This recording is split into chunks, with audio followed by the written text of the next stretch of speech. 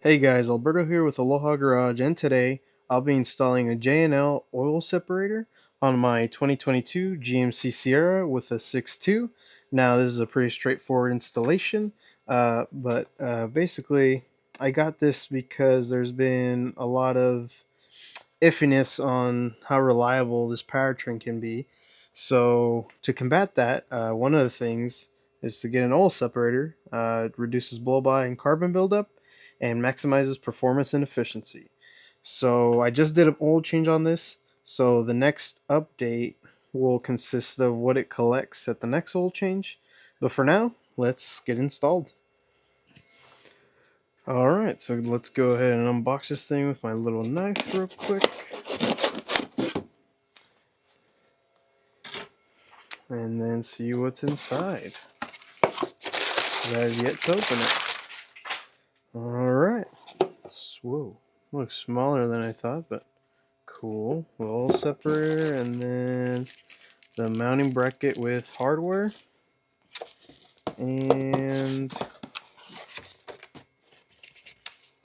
yep. The stickers made it worth it. Alright, first things first. Let's get this mounting bracket onto here.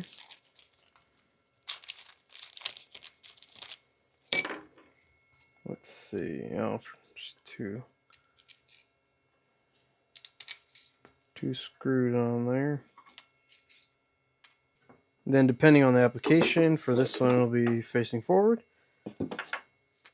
And then we're ready to lubricate this O-ring in here. They do recommend to lubricate it.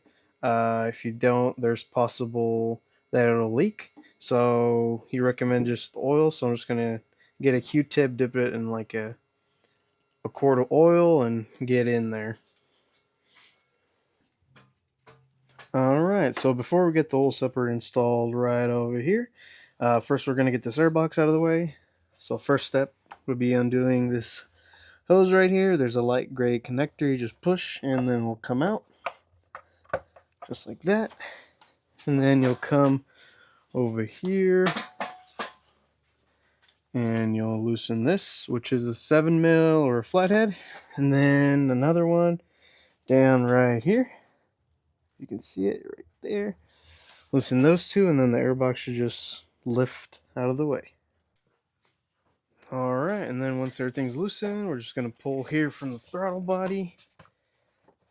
It should pop out. There it is, and then we just lift it away. There it is. Alright, and then to slightly move this coolant reservoir out of the way, there's a 10mm right here that we need to loosen. And then once you do have that loosened, it should just come off like so. Now we only need it off a little bit to get to this stud on the edge here. And then before we get the oil separator in here as well, here's the line on the 6.2. It's slightly different than the 5.3. So you're going to hold down this clip to get it out, and then there's also a clip there you hold down and pull up on. Alright, now we can go in here with the oil separator. Just moving this coolant tank out of the way real quick. Up and down on the stud. And then we can get this nut, 10mm nut on here. And then we'll tighten till we can straighten out the oil separator. There it is. There's that. Alright, as far as how the lines are routed, it's kind of straightforward. The shorter one's going to go down here, and the long one's going to go up here. So once you remove the original one, they'll just clip in like factory. Make sure it's on there, and then clip this one on down here. So you hear click, click, and then we can get the coolant tank back on here, and then tighten the 10mm down, and you go backwards. Alright, time to get the airbox back on. And get my 7mm ready. Before that, gotta tilt it back down, make sure it goes on the throttle body the right way. Make sure it's seated. Then put this back on. Kind of wiggle it on. Until it's seated all the way in. There's that. And then just double check this is seated. Then we put this other hose back in until it clicks. Click. Yep, click. And then you tighten these down and the install is done. Just make sure you tighten this one down and the one at the throttle body. Alrighty guys, there's the oil separator installed. Now at the next oil change, I'll be sure to check the canister, see what it collects. I might even check before that to see if it collects anything, but I'll keep you posted on YouTube Shorts.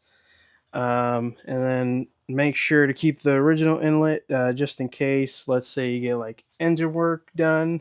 It's a quick swap to put it back on, just so there's no issue regarding warranty and like OEM stuff and stuff like that. But in the next video, I'll be installing an AFM delete, and then I think it also does the auto start stop delete.